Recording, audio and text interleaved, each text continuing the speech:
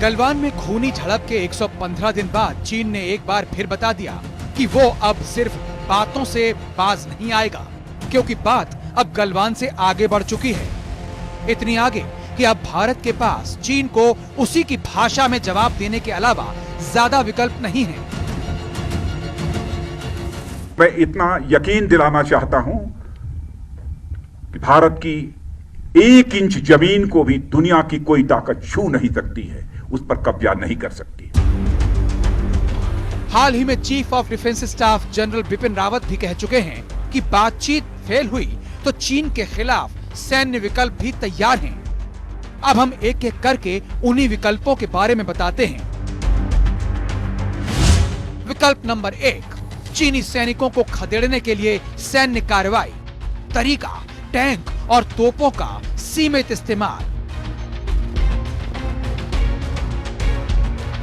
इसकी तैयारी शुरू हो चुकी है।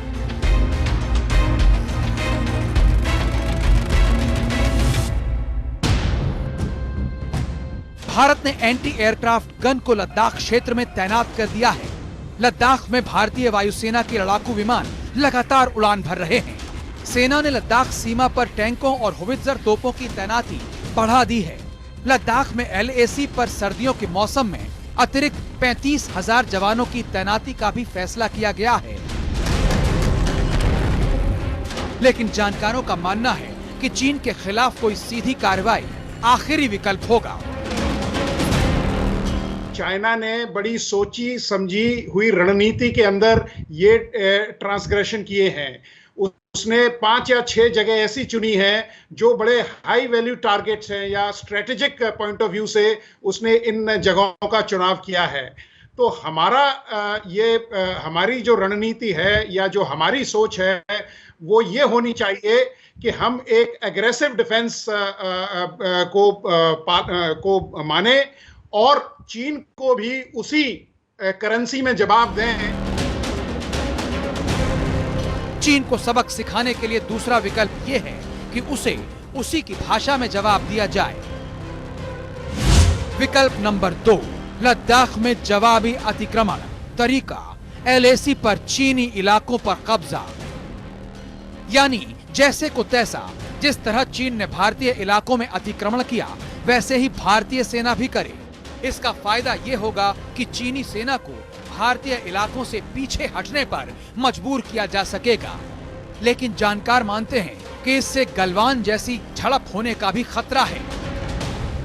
हमारी फौज ने उधर पूरी तैयारी कर ली है। हमारी काफी कंसंट्रेशन है ट्रूप्स की, अपनी डिप्लॉयमेंट पूरी है और हम किसी भी स्थिति को मुकाबला करने के लिए हम फौरन तैयार हैं। और मुझे कोई शक नहीं है कि हम अगर चाइना कुछ और भी करना चाहेगा तो हम उसको ईंट का जवाब पत्थर से देंगे। लेकिन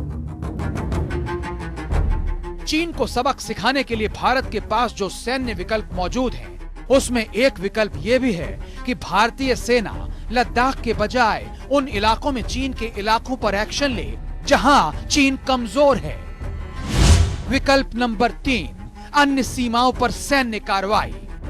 तरीका, चीनी इलाकों पर सैन्य कब्जा। भारतीय सेना इस विकल्प पर विचार कर सकती है, ये बात चीन भी जानता है। इसलिए उसने लद्दाख के साथ साथ अरुणाचल प्रदेश, उत्तराखंड और सिक्किम में भी अपने सैनिकों की तैनाती को बढ़ा दिया है। ऐसे में भारतीय सेना के पास एक तरीका वो भी है जिसके जरिए वो पाकिस्तान को पहले ही सबक सिखा चुका है।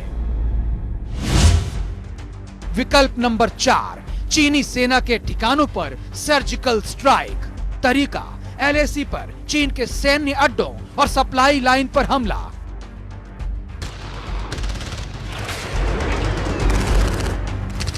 दुश्मन को उसकी हद में रहने की सीख देने के लिए सर्जिकल स्ट्राइक या एयर स्ट्राइक ट्राइड और टेस्टेड विकल्प है।